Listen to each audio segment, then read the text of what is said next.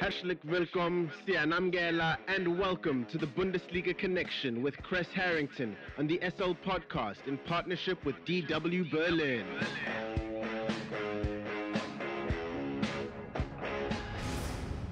It's time for the latest from Germany's domestic football league, the Bundesliga, and more.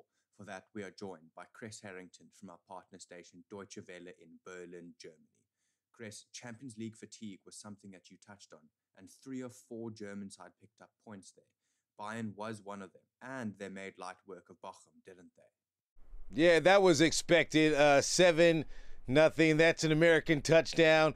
Before that beat down, Bayern stuck to the script and beat up Barcelona in the Champions League. That's a rerun at this point.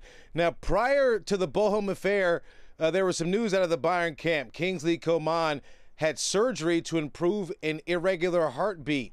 Julian Nagelsmann talked about it during a press conference, saying that he was experiencing fatigue. He got an EKG, installed in his heart. Hopefully that will improve the situation. He'll be sidelined for about 2 weeks.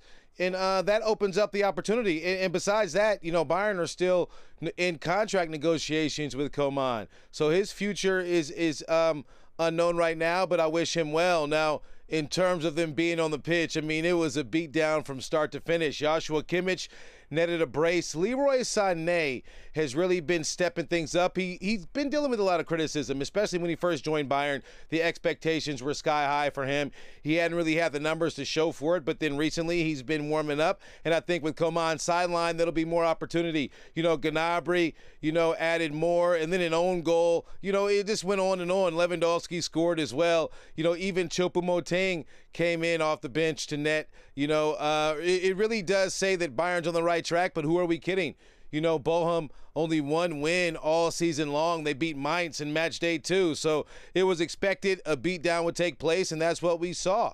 But the win, more importantly, they have been experiencing a win streak, and the win has them back on top of the table. They're in a good position to defend their crown right now. They're level on points with Wolfsburg, and next up, I predict another walk in the park with Greuther Fürth, another promoted side.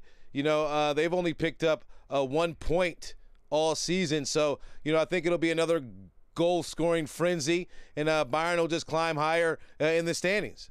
Dortmund's Jude Bellingham was key in their Champions League victory last week, and over the weekend, Dortmund secured their 3rd straight league win.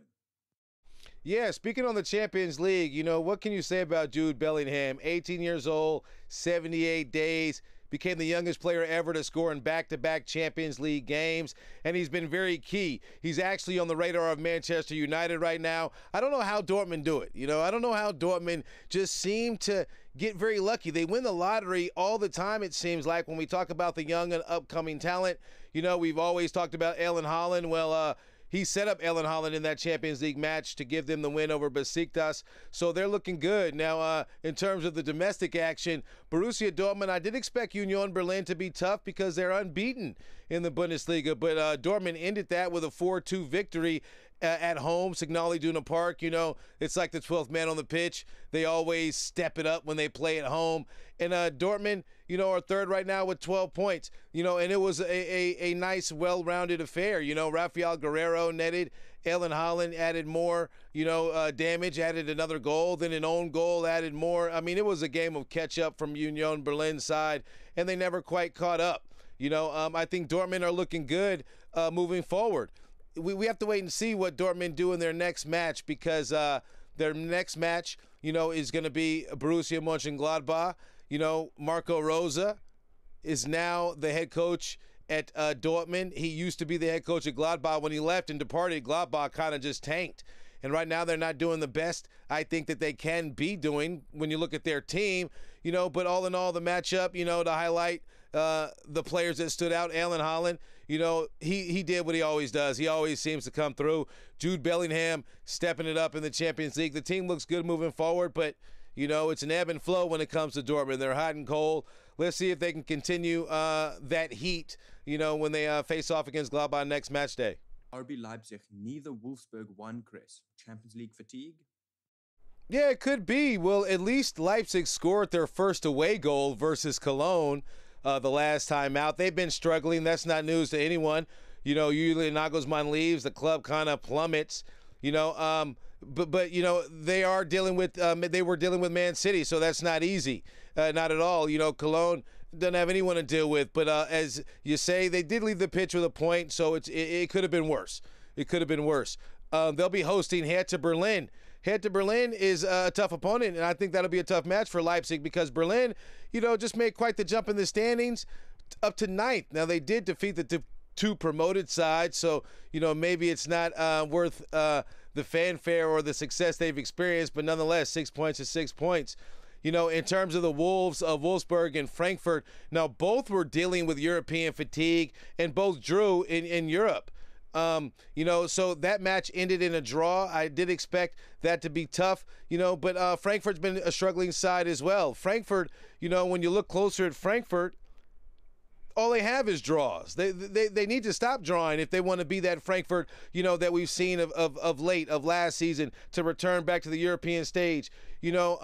They've only drawn all season long with exception to their opening defeat to Dortmund.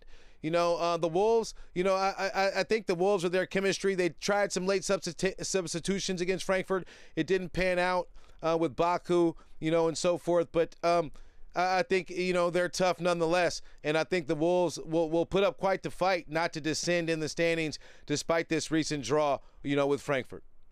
And what about some of the fixtures coming up, Kres? What should we look out for? Yeah, in terms of the big matches, the teams up top, Gladbach hosting Dortmund, in my opinion, is going to be the match to look out for. It's similar to the RB Leipzig and Bayern match in that, the coach, did a swap. I expect there to be emotions, on the pitch. You look at the rosters and, the firing power that Gladbach has in their ranks, and then, obviously we can see Dortmund score lines. They do concede goals. So I do think this will be another high-scoring affair, and we'll have to see who finishes on top. Gladbach have some young talent on their team, I think, that are worth just as much fanfare as the Dortmund players have been receiving lately. They just have to show up at the right time, and this might be an opportunity to steal some of that limelight. I'm anticipating a big match, but when you look at the RB Leipzig and Bayern match, that was a dud. Bayern walked all over RB Leipzig. Hopefully it's not the same, and that emotion brings some, some sort of fight to the pitch, and we see a very competitive match. But I'm picking that one to be the top one next match day. Before I let you go, Kres, just like always, what else has hit your radar this week? Yeah, I want to give a shout-out to RB Leipzig's Christopher Nkunku. He became the first RB Leipzig player to score a hat trick in the Champions League. Now, unfortunately, Man City doubled that result and scored 6 goals, in that losing effort. But, a player to step up like that, I think his future is bright. It just might not be in a Bulls jersey. It might be elsewhere, but it's good to see a player, step up and give it his all and have that kind of performance, even in defeat. So I thought it was definitely worth the mention. Thank you very much for the Bundesliga update, Mr. Kres Harrington from our partner station Deutsche Welle in Berlin, Germany. Have a fantastic day further. Danke und auf Wiedersehen. The Bundesliga Connection is a team effort driven by the following incredible individuals. The show is hosted by Aidan Hewitt and Kres Harrington. It is produced by Kres Harrington. It is edited by Aidan Hewitt and Uli Presch, and graphics are provided by David Scullard.